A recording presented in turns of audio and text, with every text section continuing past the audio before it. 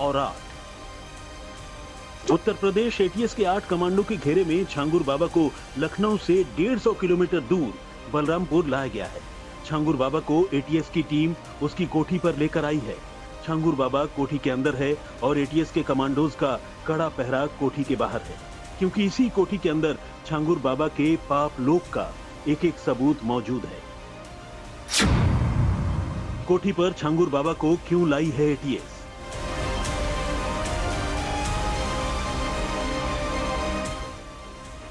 बाबा के secret room से ATS को क्या मिला? छांगुर बाबा को लेकर निकल रहे हैं और इसी गाड़ी में बीच में रखा गया है छांगुर बाबा को, और ये छांगुर बाबा लेकर के निकली है एटीएस। छांगुर बाबा ने एटीएस को क्या क्या बताया?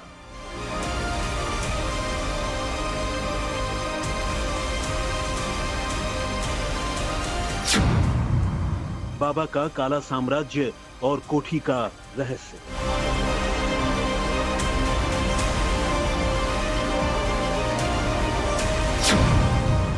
छांगुर बाबा के गुप्त खजाने का खुल गया राज।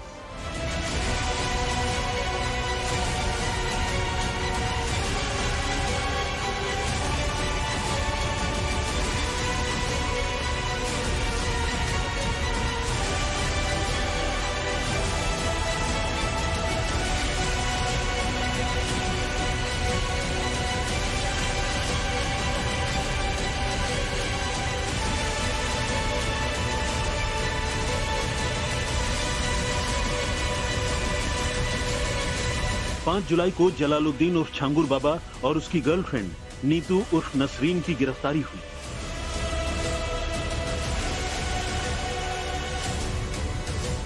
लखनऊ के इसी होटल के रूम नंबर 102 से दोनों पकड़े गए।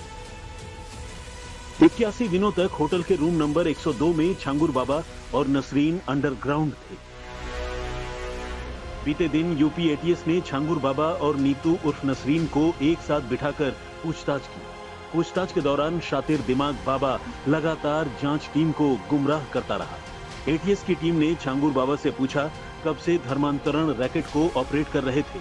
छांगुर बाबा ने जवाब दिया, मैं धर्मांतरण रैकेट के बारे में कुछ नहीं जानता। एटीएस ने सवाल पूछा, कई लड़कियों ने धर्मांतरण का आरोप लगाया है। बाबा ने जवाब दिया, धर्मांतरण तो अपनी मर्जी से लोग करते हैं।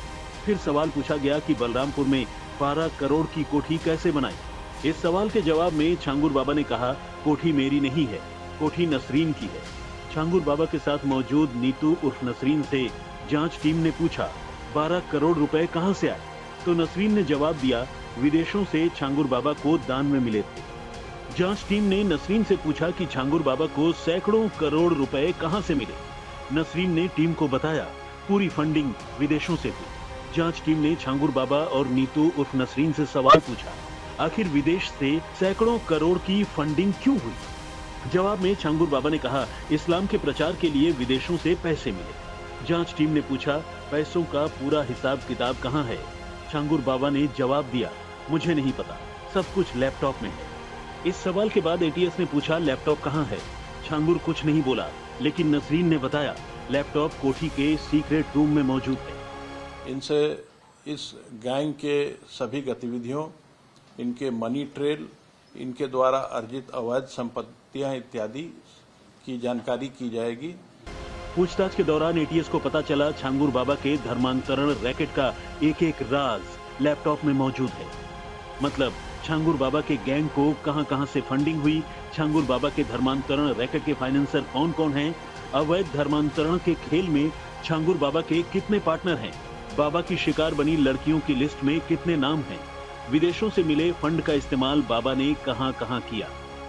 मामले की जांच कर रही टीम लैपटॉप की बरामदगी के लिए छांगुर बाबा को बलरामपुर लेकर आई। इस दौरान एटीएस टीम के साथ सिर्फ छांगुर बाबा मौजूद था, यानी एटीएस की टीम नीतू उर्फ नसरीन को साथ लेकर नहीं आई।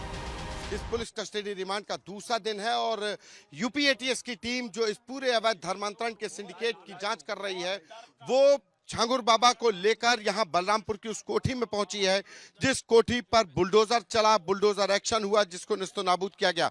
ये देखिए एटीएस के कमांडो मौजूद हैं। एटीएस के कमांडो के साथ जो गाड़ी आपको अंदर बाउंड्री में खड़ी नजर आएगी उसी में छांगुर बाबा को लाया गया।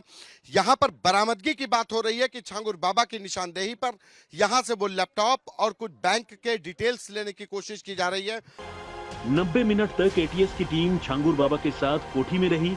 बाबा कोठी के ग्राउंड फ्लोर पर बने सीक्रेट रूम में लेकर गया। सीक्रेट रूम से जांच टीम को कुछ दस्तावेज और लैपटॉप मिला। जांच टीम को उम्मीद है कि लैपटॉप में बाबा का काला चिट्ठा मौजूद है। ये एटीएस कमांडो टीम बिल्कुल मुस्तैद है, छांगुर बाबा को लेकर यहां पर लेकर आई थी। रही बात फंडिंग की, तो फंडिंग के लिए बाबा को करीब 40 बैंक अकाउंट्स का इस्तेमाल हुआ, जिसमें 200 करोड़ रुपए की फंडिंग की बात कही गई। एटीएस की टीम छांगुर बाबा को बलरामपुर से वापस लखनऊ लेकर आई है। लखनऊ में एक बार फिर छांगुर बाबा और नीतू उर्फ नसरीन को एक साथ बिठाकर पूछताछ होनी है, ताकि ये पता चल सके कि अपनी फरारी के दौरान छांगुर बाबा किन लोगों के संपर्क में था। शुरुआती जांच में पता चला है कि बाबा ने लखनऊ के जिस होटल को अपना ठिकाना बनाया था, उस होटल में छांगुर बाबा और नसरीन 81 दिनों तक साथ थे, कभी होटल के बाहर नहीं गए। लेकिन इस दौरान कई लोग होटल के रूम नंबर 102 में छांगुर बाबा से मुलाकात करने आए। आखिर कौन थे वो लोग? जमालुद्दीन और नीतू उर्फ नसरीन, ये दोनों ही रूम नंबर 102 में रुके रहे और 16 अप्रैल से लेकर 5 जुलाई तक लगातार दोनों ही बाप बेटी बनकर यहां रहे। होटल वालों ने पूछा इतने लंबे समय तक क्यों रुक रहे हैं, तो पहले बताया गया कि एक इलाज कराने के लिए आए हैं, फिर बताया गया कि बेटे का केस चल रहा है, उस केस की पैरवी के लिए रुके हुए हैं। यह अलग बात है कि छांगुर बाबा और नसरीन उर्फ नीतू रोहरा अपने रूम से निकलते ही नहीं थे। खाना खाने के लिए भी होटल की रेस्टोरेंट का ही इस्तेमाल करते थे। और आइए अब हम आपको छांगुर बाबा के उस तिलिस्म से पर्दा उठाकर दिखाते हैं जिसके बारे में अब तक आप कुछ नहीं जानते। जी हां, उत्तर प्रदेश के बलरामपुर से मुंबई तक और मुंबई से दुबई तक आज हम आपको दिखाने जा रहे हैं कि छांगुर बाबा ने कैसे धर्मांतरण की बोली लगाई। छांगुर बाबा के पास वो पैसा कहां से आया जिससे वो लोगों को हिंदू से मुसलमान बनने के लिए दे रहा था। और आज हम ये भी खुलासा करने जा रहे हैं कि आखिर छांगुर बाबा ने कहां गलती कर दी जो उत्तर प्रदेश सरकार के दर्जन भर बुलडोजर उसके तिलिस्मी महल को मिट्टी में मिलाने तो पहुंच गए। छांगुर बाबा का अनसुना अनदेखा सच अब आप देखिए। छांगुर बाबा की तिलिस्मी कोठी से निकला सबसे गहरा राज।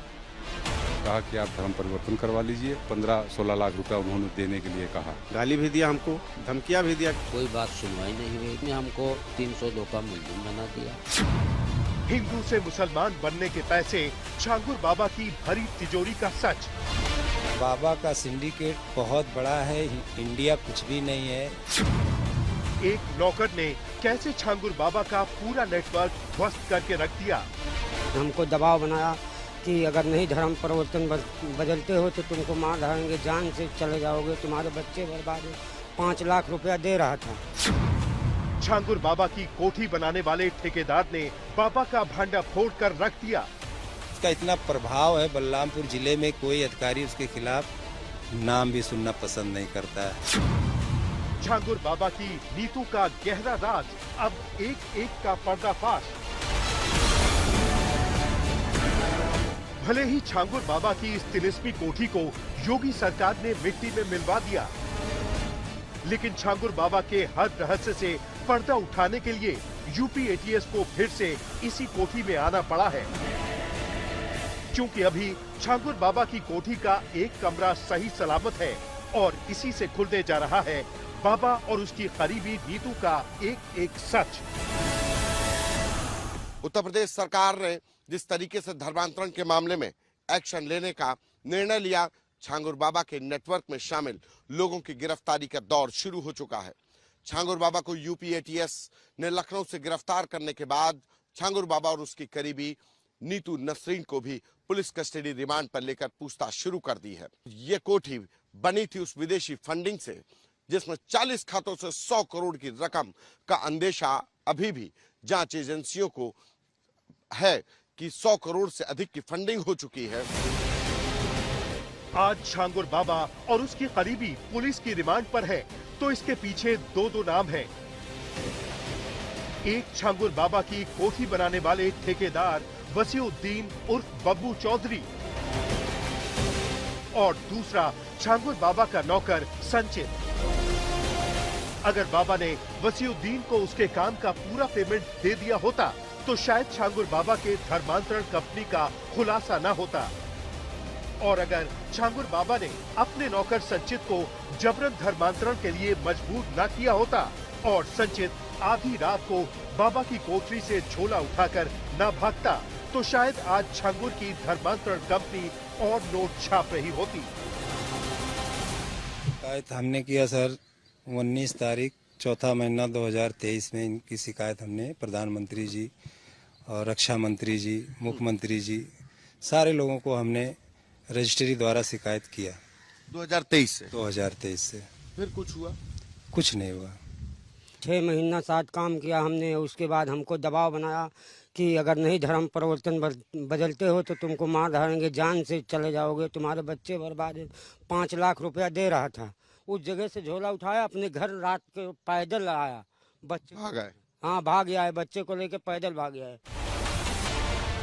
आज की तारीख में छांगुर बाबा की धर्मांतरण मंडली बेनकाब हो चुकी है, तो छांगुर बाबा के इशारे पर नाचने वाले यूपी पुलिस के अधिकारियों के नाम भी सबके सामने हैं।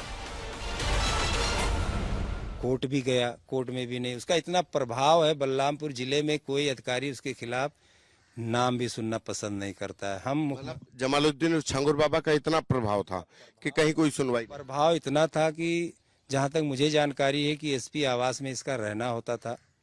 मतलब एसपी बलरामपुर जी, ये 2000 एसपी था उस समय राजेश सक्सेना जी थे और नम्रता शुक्ला जी थी जो एडिशनल एसपी थी, नम्रता श्रीवास्तव जी। अच्छा, समझ लीजिए कि ऐसा लगता था कि एसपी ऑफिस का मालिक यही है, जो ऑर्डर करता था। जितने ऑर्डर हमारे खिलाफ किया सारे मुकदमे लिखे गए, चाहे वो कोर्ट से हो चाहे वो थाने से हो, और हमें जेल भी भेजा गया। हम जेल भी काट के आए, 307 भी हमारे ऊपर लगाया गया उस वक्त। अब छांगुर बाबा और उसकी गर्लफ्रेंड नीतू उर्फ नसरीन पुलिस की गिरफ्त में है और बाबा के धर्मांतरण गैंग से लेकर हिंदू से मुसलमान बनाने पर जो पैसा बाबा खर्च करता था उसकी भी चेन पता चल चुकी है। छांगुर बाबा ने चमत्कारी अंगूठी और नग का दावा करके पहले मुंबई में नवीन रोहरा और उसकी पत्नी नीतू को अपने गैंग में शामिल किया। दोनों का धर्म परिवर्तन करवाया और फिर दोनों को अपने धंधे में शामिल कर दिया। आज की तारीख में बाबा की ज्यादातर संपत्ति नीतू उर्फ नसरीन के नाम पर है। अब आपको दिखाते हैं नीतू और छांगुर बाबा का पूरा खेल।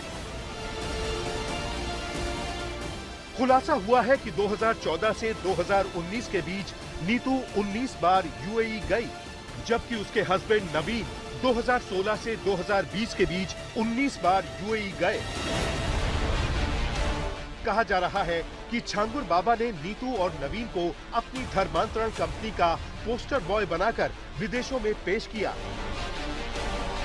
दोनों ने ये बताया कि हिंदुओं को मुसलमान बनाने के नाम पर बड़ी रकम खर्च करनी पड़ती है। सूत्रों की माने तो नीतू ने विदेशों से चंदे की उगाही शुरू कर दी और छांगुर बाबा की धर्मांतरण कंपनी फलती फूलती चली गई। छांगुर बाबा के गिरोह द्वारा काफी समय से धर्मांतरण लगातार कराया जा रहा था। इसके लिए काफी बड़ी मात्रा में फॉरेन फंड्स भी प्राप्त किए। धर्मांतरण के लिए एक रेट कार्ड्स थे जो इनके एजेंट्स को धन दिया जाता था, काफी बड़े अमाउंट में था। जो फॉरेन फंडिंग हुई वो लगभग 40 अकाउंट्स में आई। इन सभी अकाउंट्स की जानकारी एटीएस को है। किन स्रोतों से यह धन प्राप्त हुआ उसके बारे में एटीएस लगातार जानकारी प्राप्त कर रही है। और आज छांगुर बाबा का एक एक राज फाश हो रहा है।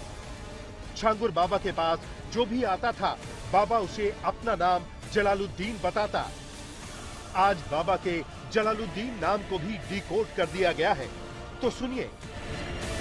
जलाली पीर हूँ, इसलिए मेरा नाम हमारे पीर ने जलालुद्दीन रखा है। मैं जिस पेड़ को गुस्से से देख दूं पेड़ सूख जाता है।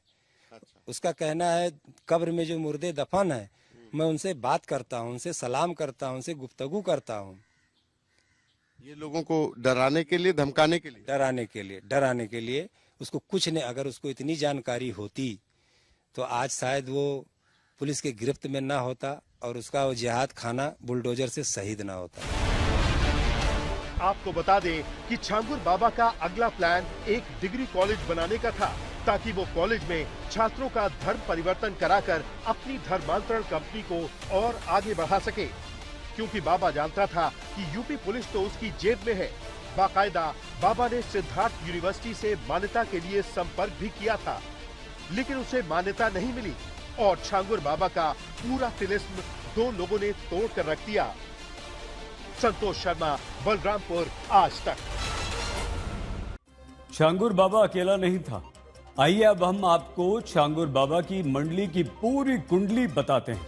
आखिर छांगुर बाबा के गैंग में कौन कौन शामिल थे, कौन गैंग का फंड मैनेजर था, कौन अवैध धर्मांतरण का धंधा देखा करता था, कौन विदेशों से मिले फंड का इस्तेमाल किया करता था, कैसे छांगुर बाबा का पूरा गैंग ऑपरेट कर रहा था। आइए हम आपको दिखाते हैं। जलालुद्दीन उर्फ छांगुर बाबा पर हो रहे खुलासे सबको हैरान कर रहे हैं, क्योंकि दुनिया जिस शख्स को पीर बाबा समझती थी, हकीकत में वही बाबा धर्मांतरण गैंग का मास्टरमाइंड निकला। अब छांगुर बाबा यूपी एटीएस की गिरफ्त में है और उसका काला साम्राज्य करीब करीब ढह चुका है। लेकिन छांगुर बाबा ने बीते कुछ सालों में देश का सबसे बड़ा धर्मांतरण गैंग कैसे बनाया, कैसे हिंदू लड़कियों का धर्मांतरण करवाने के नाम पर विदेशों से 500 करोड़ का फंड जुटाया, छांगुर बाबा का पूरा गैंग कैसे काम करता था, आपको बताते हैं। छांगुर बाबा किसी कंपनी की तरह अपने धर्मांतरण रैकेट को चला रहा था, जहां अलग अलग लोगों को अलग अलग जिम्मेदारी बांट रखी थी। अवैध धर्मांतरण रैकेट का मालिक और सीईओ खुद छांगुर बाबा था, यानी धर्मांतरण का पूरा खेल बाबा के ऑर्डर पर होता था। धर्मांतरण रैकेट की फंडिंग का जिम्मा बाबा ने नीतू उर्फ नसरीन और नवीन उर्फ जमालुद्दीन को सौंप रखा था। बाबा ने पहले दोनों का धर्म परिवर्तन करवाया, फिर अपने गैंग का फंड मैनेजर बना दिया। नसरीन और जमालुद्दीन विदेशों से पैसा लाते और पैसों का पूरा हिसाब किताब देखते थे। विदेशों से होने वाली फंडिंग की देखरेख छांगुर बाबा का बेटा महबूब करता था, यानी धर्मांतरण के लिए किसे कितना पैसा देना है ये महबूब तय करता था। धर्मांतरण रैकेट में महबूब की भूमिका चीफ फाइनेंस ऑफिसर की थी। हिंदू लड़कियों के धर्मांतरण का जिम्मा बाबा ने सबरोज, रशीद, अब्दुल इस्लाम, रमजान और शहाबुद्दीन नाम के गुर्गों को सौंप रखा था। यानी धर्मांतरण रैकेट में गुर्गों का काम धर्मांतरण करवाने का था।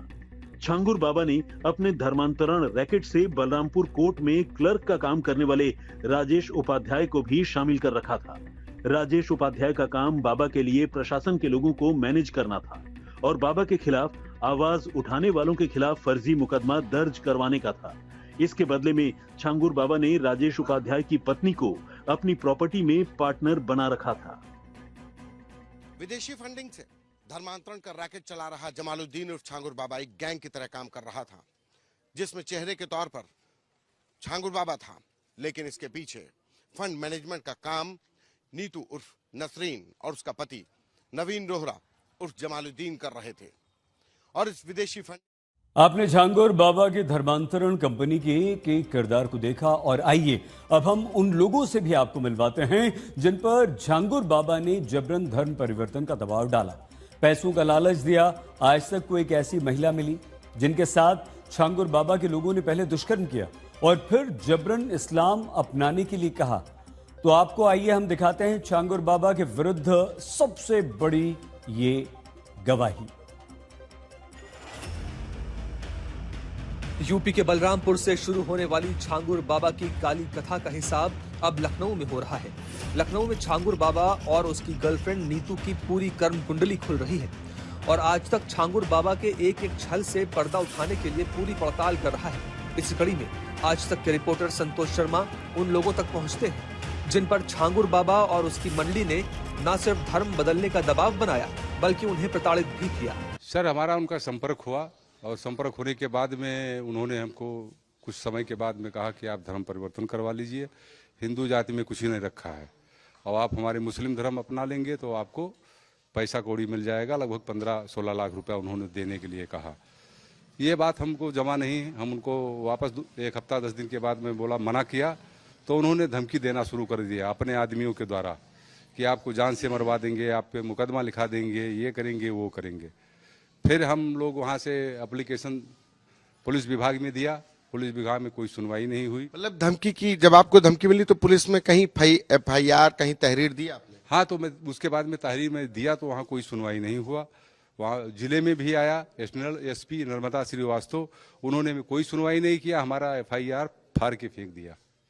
और ये है हरजीत कश्यप, छांगुर बाबा के यहाँ मुंशी बनकर आए थे, लेकिन बाबा ने पैसों का लालच देकर इस्लाम कबूल करने के लिए कहा और जब हरजीत ने इनकार किया तो मुकदमों में फंसा दिया। छांगुर बाबा का रसूख कैसा था, आज तक के कैमरे पर हरजीत उसकी पूरी गवाही दे रही है। आपका धर्मांतरण करवा दिया था बाबा ने? जी नहीं। अच्छा, दबाव प्रेशर बना रहा। क्या कह रहा था? मैं उसके यहाँ काम करता था, मुंशी का। मैं अच्छा, उसके यहाँ मुंशी था और करीबन काम हम उसके यहाँ 8-9 महीने 10 महीने तक किए। उसके बाद मेल जोल ज़्यादा हो गया, उसका हमारा उठने बैठने लगे। उसके बाद जो है लालच देने लगा कि धर्म परिवर्तन कर लो, हमारे समाज में आ जाओ, इस्लाम कबूल कर लो, खुशहाल रहोगे, पैसा रहेगा, सब कुछ रहेगा, घर परिवार खुशहाल हो जाएगा। उसके बाद पे जो है हम दुखी हो गए, क्योंकि मेरा धर्म सनातन है और मेरे पास बेटी बहू दामाद सब कुछ है, समाज है। पैसे के लालच में कोई हर आदमी नहीं करता है। मैंने उसको जवाब दिया जब, तो हमारे ऊपर एक्शन लिया। नवीन ने हमारे गिरवान को भी पकड़ा, गाली भी दिया। और नवीन रोहरा गाली भी दिया, हमको धमकियां भी दिया कि मैं ऐसा कर डालूंगा, वैसा कर डालूंगा। 2-3 दिन हमको धमकी मिली। उसके बाद वहां से हम चले आए, उतरौला से हम चले आए अपने घर। उसके बाद थाने पर तहरीर देने के लिए हम गए, हमारी कोई सुनवाई नहीं हुई, क्योंकि जहां हम जाते थे वहां कोई सुनवाई नहीं होती थी। बाबा के पास इतना दौलत और पैसा था कि बाबा अगर कचहरी के गेट के अंदर रखता था पैर तो 10-20 वकील तो चले जाते थे बाबा का स्वागत करने के लिए। और पीड़ित महिला से मिलकर तो हमारे होश उड़ जाते हैं। कैसे एक महिला छांगुर बाबा के बेटे महबूब की कपड़े की दुकान से कपड़ा खरीद कर लाती है और जब उसे वापस करने जाती है तो उसके साथ दुष्कर्म करके इस्लाम कबूल करने के लिए कहा जाता है। घर पे जब पहुंचन कि महबूब कहाँ है, कहने की क्या बात है, हम कहने की कपड़ा मार बदलने, कपड़ा फटा रहा, चाहे कपड़ा वापस ले लें और चाहे पैसा हमें वापस कर दें। तो कहें ठीक है, नीतू महबूब का बुला दो। तो महबूब आए और नीचे नीतू और छांगुर बाबा उतर गए। पीछे से मैं नबीन पकड़ लेन, महबूब पकड़ लेन, ले गए घर में। हमारे साथे गलत काम किए। नीचे आए, हम छांगुर बाबा से बोलें कि छांगुर बाबा आपके बच्चे मेरे साथे बहुत गलत काम किए, कहीं कुछ नहीं गलत किए और ना कुछ गलत भा है। यही धर्म हमारा अपना लियो, यही सुखी रहो, संपत्ति मिली, आराम रहो। आज तक की पड़ताल में यह भी खुलासा हुआ है कि छांगुर बाबा का इतना रसूख था कि SP के घेरे में वो रहता था। बाबा की गुलामी करने वाले कुछ पुलिस अफसरों के नाम भी सामने आए हैं, SP राजेश सक्सेना और एडिशनल SP नम्रता शुक्ला। कैसे यूपी पुलिस बाबा के सामने दंडवत थी, इसकी गवाही आज तक के कैमरे पर सुनिए। हमारे ऊपर 302 का हत्या मुकदमा दर्ज हुआ। हम एडिशनल साहब पास गए, नर्मदा श्रीवास्तव जी के, कोई बात सुनवाई नहीं हुई। उस समय सक्सेना जी SP थे, वहाँ नहीं, बाद में हमको 302 का मुलजिम बना दिया, हमारी कोई सुनवाई नहीं। और अब छांगुर बाबा के खिलाफ सबसे बड़े गवाह यानी छांगुर बाबा के नौकर की गवाही भी सुनिए। जी हाँ, संचित भी बाबा के धर्म परिवर्तन वाले दबाव का शिकार हुआ। आज संचित ने पूरी कहानी आज तक के कैमरे पर बताई। हमको दबाव बनाया कि अगर नहीं धर्म परिवर्तन बदलते हो तो तुमको मार डालेंगे, जान से चले जाओगे, तुम्हारे बच्चे बर्बाद। 5 लाख रुपया दे रहा था। छांगुर बाबा और उसकी गर्लफ्रेंड नीतू उर्फ नसरीन के गुनाहों का पूरा हिसाब UP ATS कर रही है। संतोष शर्मा।